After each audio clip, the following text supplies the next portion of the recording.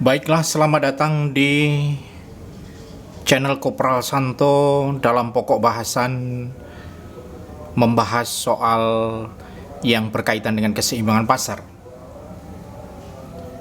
Silahkan kalian cermati soal berikut ini.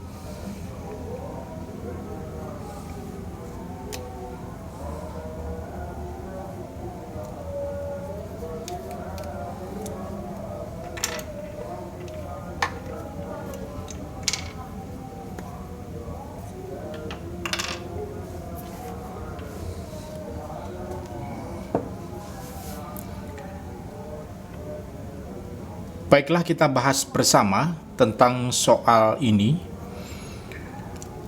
di mana di dalam soal keseimbangan pasar ini soalnya berbentuk kurva. Sebelumnya perlu kalian tahu dulu bahwa yang simbolnya D, berarti yang ini, yang ini adalah kurva permintaan. Sedangkan yang simbolnya S, ada dua, S dan S1, ini adalah simbol dari kurva penawaran.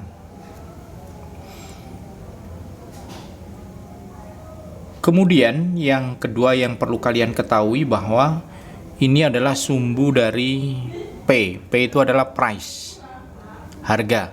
Sedangkan yang horizontal ini adalah sumbu Hi. Nah, ini Hi ya, bukan D, tapi Hi. Hi itu adalah sumbu jumlah barang. Ini harga barang, ini jumlah barang. Kemudian yang harus dipahami pula, di sini telah terjadi pergeseran. Jadi berpindah dari satu tempat ke tempat yang lain. Yang bergeser itu adalah kurva penawaran, karena yang digambar dua ini adalah kurva penawaran dari S menuju S1. Jadi cara membaca pergeseran kurva itu semula dari S menuju S1, kemudian dari S1 nanti menuju S2, dari S2 menuju S3, S4 dan seterusnya. Itu cara membaca kurva. Kebetulan ini yang bergeser adalah kurva permintaan, maka semula kurva penawarannya di sini yang disimbolkan dengan S, kemudian bergeser menuju ke sini. Baiklah, selanjutnya kita akan mencoba mencari tahu apa yang ditanyakan melalui optionnya A, B, C, D, E nya saja. Yang option A, harga keseimbangan pasar yang baru. Berarti harga keseimbangan pasar yang baru. Kemudian yang B, jumlah keseimbangan pasar yang baru, ya. Nah, untuk bisa menjawab benar tidaknya option A dan B serta E, untuk bisa menjawab apakah option A atau B atau E benar salahnya, kita akan mencoba menjelaskan, yaitu dengan bahasa kurva. Ini saya katakan yang lama, berarti sebelum bergeser. Kemudian ini yang baru, berarti setelah bergeser. Apa yang bergeser? Kurva. Kurva apa yang bergeser tadi setelah Bapak sebutkan? Yang digambar dua inilah yang bergeser, ya. Semula di sini, kemudian pindah ke sini. Sedangkan kurva permintaannya tetap tidak berubah. Nah, untuk menganalisa,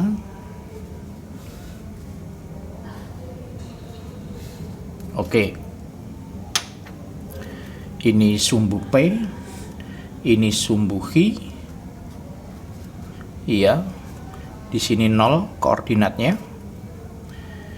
Berikutnya Bapak akan, karena kurva permintaannya ini tetap tidak bergeser, tetap, baik di lama maupun di baru tetap, maka saya kasih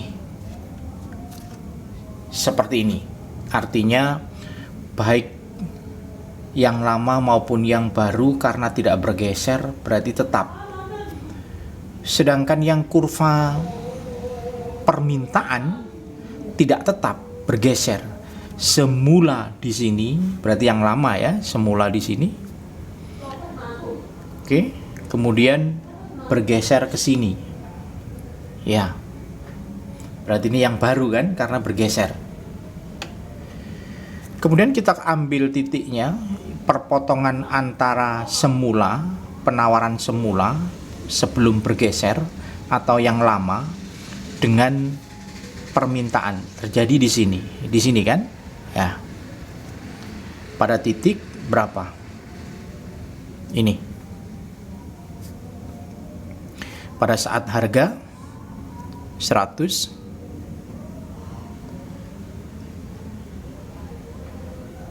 kemudian pada saat jumlah 10.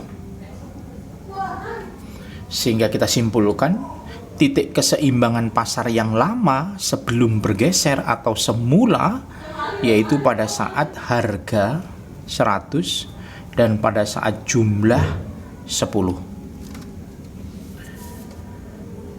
Oke, berarti sudah bisa kita jawab. Harga ya, P itu harga kan? Keseimbangan pasar yang lama yaitu berapa? 100. Sedangkan jumlah keseimbangan pasar yang lama sebesar 10. Berikutnya kita akan membahas yang baru. Namanya baru berarti semula di sini bergeser ke sini, semula di sini bergeser ke sini. Kalau Bapak gambar seperti ini. Nah, perpotongannya yang baru dengan yang tetap pada posisi ini. Pada posisi ini kan? Nah, pada saat harga 70 kan? Ya. Kemudian pada saat jumlah 15. Sehingga bisa kita katakan bahwa harga keseimbangan pasar yang baru yaitu harga keseimbangan pasar yang baru yaitu sebesar 70. Sedangkan jumlah keseimbangan pasar yang baru, jumlah keseimbangan pasar yang baru yaitu 15. Sehingga kalau kita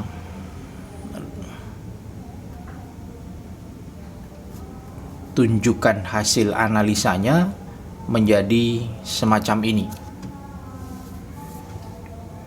Ingat ya, KP di sini apa? Kepanjangan dari keseimbangan pasar ya.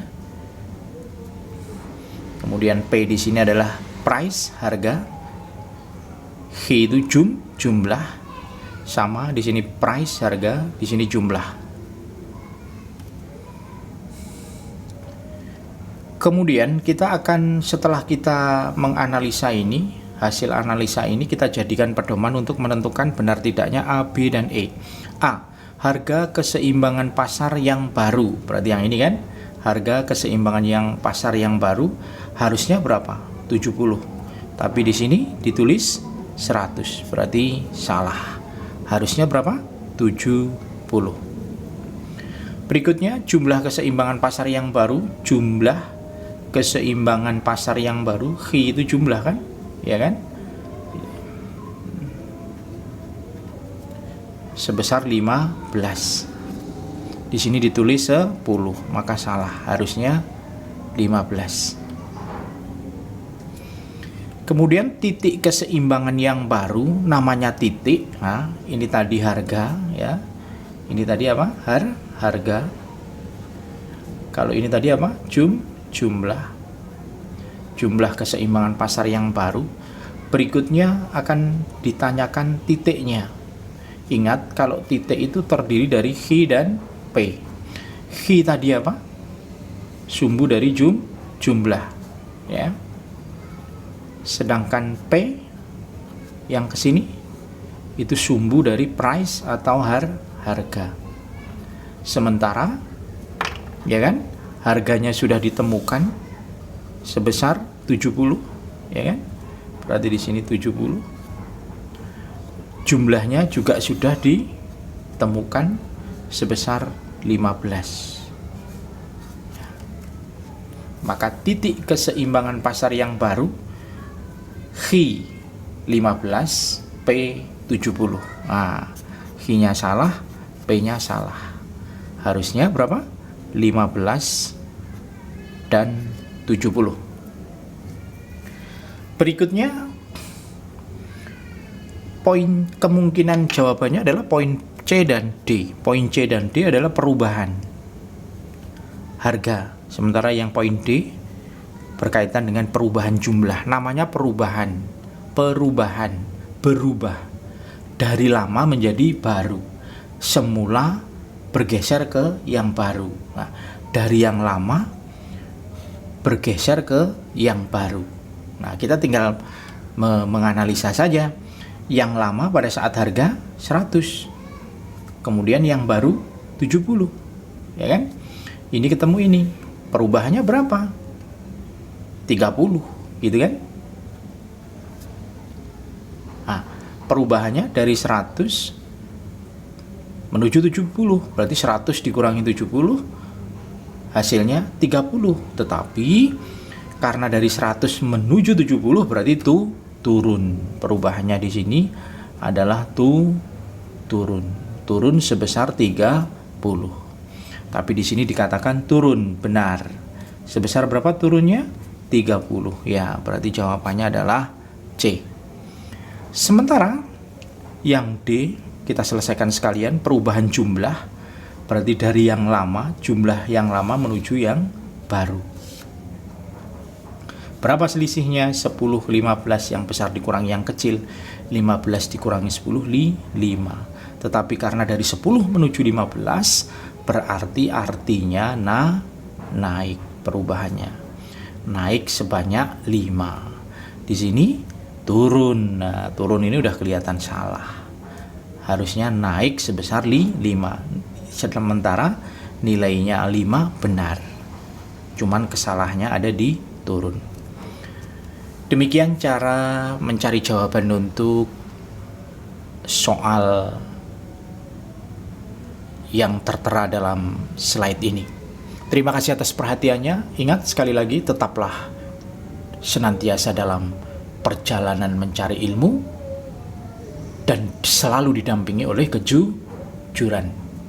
Sampai jumpa di lain kesempatan bersama Kopral Santo.